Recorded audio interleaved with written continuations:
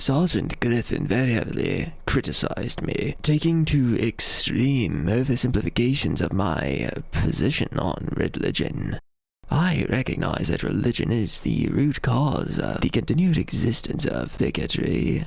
I admit that there are others, but religion is one of the largest contributing factors, not only to bigotry directly, but also to the other primary causes of bigotry's continued existence.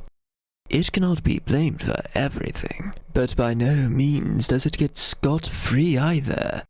It must be properly scrutinized, and quite heavily so, seeing as it contributes to an endless list of additional factors, most of which cycle right back into bigotry itself.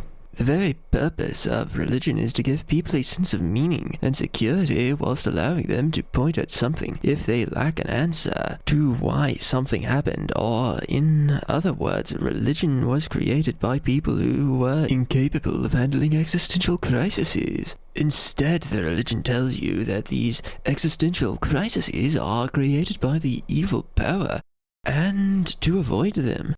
And seeing as existential crises are created by observation, in-depth thought, etc., it is very unsurprising that the Christian philosophy is as dumb as "why did the serpent speak?" and for that matter, "why did the serpent crawl?" or some such absolute imbecility that children think of, not adults. Due to this, the very fundamental design of most religions is to prevent actual observation and thought, making religion a massive engine of fascism, feudalism, and perpetuating bigotry by its nature of telling people that if they are observing anything more than face value, they are letting the enemy in. Of course, my last statements do not apply to several Asian religions that I know of, and probably several that I don't know of, but I don't really care about the exceptions to the rule when Christianity is the largest religion in the world, and the percent of exceptions is less than 20, for Christianity is not the only detrimental religion in existence. There are plenty of others. Point of fact, most of them are. 20% being less detrimental is not a justification for not trouncing the rest of them, especially when all religions still have the first negative elements I mentioned. Don't accuse me of throwing the baby out with the bathwater, for the community you religious people get can be obtained through much better social interaction. Or they could be if you were not absorbed with other toxicities. Just look at the furries and the car groups.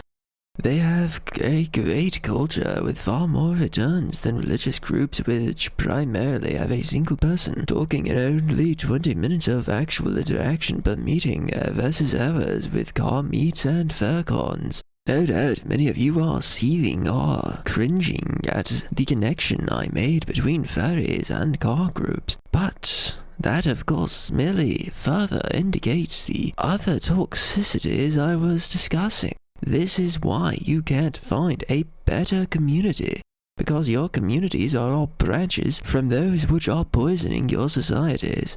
And as such, you are further oppressing the communities which would be very brilliant for you to join.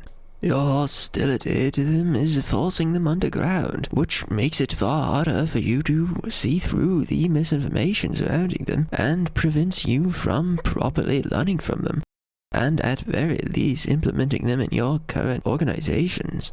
Improvement is still improvement even if it's in a system which is ultimately flawed. And yet you refuse to even do that, for you delve deep into misinformation and conspiracy theories about the communities you would be very benefited by learning from to become a better member of society and make your society on the whole better. But what about the charity? In essence, just apply the previous argument to charity, and, with minor modifications, the exact same conclusion will be come to. Please understand, this is the third draft, and in each I have came up with completely different criticisms of religion, and this is the first one where I've actually been willing to stop. I could do this for days. But as regards the main accusation, religion creates greed, no, I do not believe that. What I do believe is that religion uses greed in a way which makes it far more detrimental to our societies. Greed is a biological process created by evolution to ensure survival. Religion takes that and uses it to lead people around by the nose. It uses greed to undercut charitable emotions and replace them with the sense of a need for doing things for the soul, which heavily negates the value of the emotions which commonly induce charitability. It is driving out positively charitable emotions and replacing them with ones derived purely from greed instead of the fundamental process of evolution. Not that one should overly idolize evolution, but meddling with the emotions directly and misattributing them will invariably lead to misunderstanding one's own personality, and that invariably leads to further detriment to that individual and all around them. And at least with Christianity, the religion is explicitly telling them to misattribute their emotions onto greed. Though of course that is technically more the practice of Christianity and not necessarily the religion itself. But I still attribute the practice to some extent to the religion, for the religion itself results in the practice. In essence, most religions remove the emotions which actually drive happiness, charitability, friendship, etc., and replace them with greed and commodity. And naturally, I'm not even addressing how largely religion in the modern era is based upon hatred instead of anything that's sensible in the slightest. In the end, religion is an even easier target of a critic than practically any other government institution. It is impressive how broken the system can be, with the individuals running it being so well-meaning. In essence, the quantity of being misinformed is through the roof. It is impossible to be so self-deluded as them, but they do. Heavily relying upon greed as the singular driving force behind the capitalist system is why the capitalist system is so heavily flawed. When you only use a singular emotion, it's invariably going to result in negative effects. And when it's a particularly negative emotion, to be honest, I am impressed by how well it's been kept in check, and yet everyone is still complaining because the capitalist system is fucked, and it's fucked because its fundamental operating principle is derived from the use of greed to induce movement. And this is why it can so easily be brought right back into religion. For as we mentioned, religion is designed in a manner which ensures an extremely heightened sense of greed above all other emotions.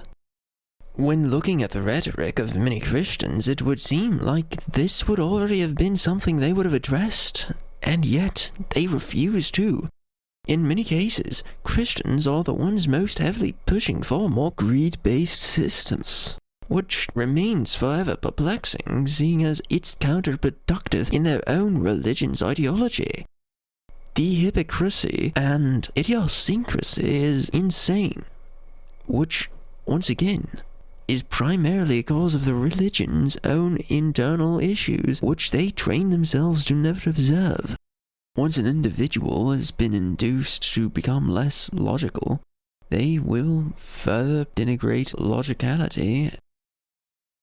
But in essence, all of the use of greed in religion makes religious people develop far more greedy personalities because the religion feeds off of it.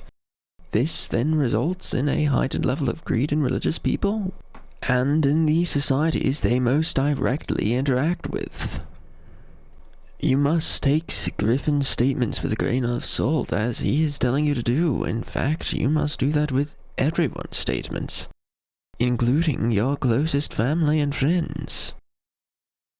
Trust no one, for they will have a bias, and In all likelihood, they have been enculturated into a pro-religion mindset and propagandized to be incapable of recognizing the destructive forces religion contains, or at the very least, enculturated into downplaying them. One genuine criticism of Griffen's video is his statement on religious people and their suspension of disbelief. As Stephen King put it out in a book, religious people are less capable of reacting appropriately or believing in things that are stereotypically classified as the supernatural or coincidence. There are three main causes of this. One of these causes is that their subconscious realizes how insane their beliefs are and gives them a sense of doubt. Their attempt to lessen this sense of doubt is to attack other individuals' beliefs. It invariably results in simply adding hostility, where if they would simply be willing to not care, no one would have any issues. But these behaviors still exist, for the more they demean other people, the less fear they have that they are wrong, in spite of the fact that it only creates a recurrent cycle of hostility. Am I doing the exact same thing they are in this instance? Why, yes, but for other reasons. I just don't like being a nice individual. I much enjoy insulting anyone who leaves an opening to do so. I'm just not a nice person, and I have an agenda to push, so I'm going to be very insulting as I push my agenda, and oh well, that's just what's going to happen. Of course, this is far less than proper reciprocity. Practically all right-wing groups, which are the primary groups I'm insulting, are far more abrasive than I ever will be. Perhaps I'm not a nice person by Antarctic standards, but I sure as hell am by yours. And again, the fundamental design of religion is to give people quote-unquote answers, which then allows them to develop the Mandela effect and avoid fear of the unknown, and a sense of weakness coming from admitting that they don't know something fundamental. Religion, to serve its very purpose, tells everyone that they know everything important, and if they don't know something, it is either because someone is hiding it from them, or because it's not important. This is one of the greatest reasons why people are bigoted, because anytime they don't understand something, they just blame it on somebody else making it up, or blame it on its not being important in the slightest, when it very well could be. And regarding the third point, they misattribute coincidence to their god instead of recognizing statistics, and this is one of the reasons why religious people are on average far less capable of understanding how statistics work than atheistic individuals. This is one of the reasons why religious people have a higher tendency to be bigoted than others, because they think that statistics prove their point when it is the exact opposite. And please understand, I am speaking in generals, and my hostility to religion is not inherent, but instead is a recognition and application of the quote-unquote intolerance paradox. This paradox states that if one is tolerant of intolerance, intolerance will win, and therefore I am intolerant of intolerance to ensure that tolerance wins in the end. It is unfortunate that authoritarianism is necessary to prepare the rest of the world to properly enact true democracy, but in its current state, providing true democracy will in all likelihood result in intolerance conquering the world and making everyone's lives miserable.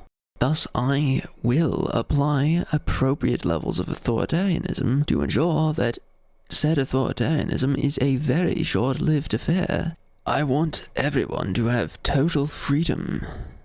But at present, many people are not allowing that to happen. They are restricting freedoms and dumping laws all around, driving the world through an ideology of bigotry. I will end said bigotry even if what is necessary is a temporary, lesser evil. Or more accurately, I will do whatever it takes to ensure the world becomes a better place for everyone, and if it takes drastic actions to do that, I will do those as well. That is why I am considered an authoritarian. Because I believe it's necessary to use a bit of authoritarianism to prepare the world for proper democracy. Sergeant Griffen wants the same end results as me, but believes that we don't need this level of authoritarianism. But that doesn't mean we will be antagonistic to one another. We have something that the right wing doesn't have. And yes, this is, to some extent, also partially created by religion creating a severe deficiency in right-wingers. That difference is that we are willing and able to work together as friends instead of work together as enemies who happen to have a greater enemy. So in short, even though Sergeant Griffen and I are on opposite sides of a political battle, we are still friends, even though it might not seem like it.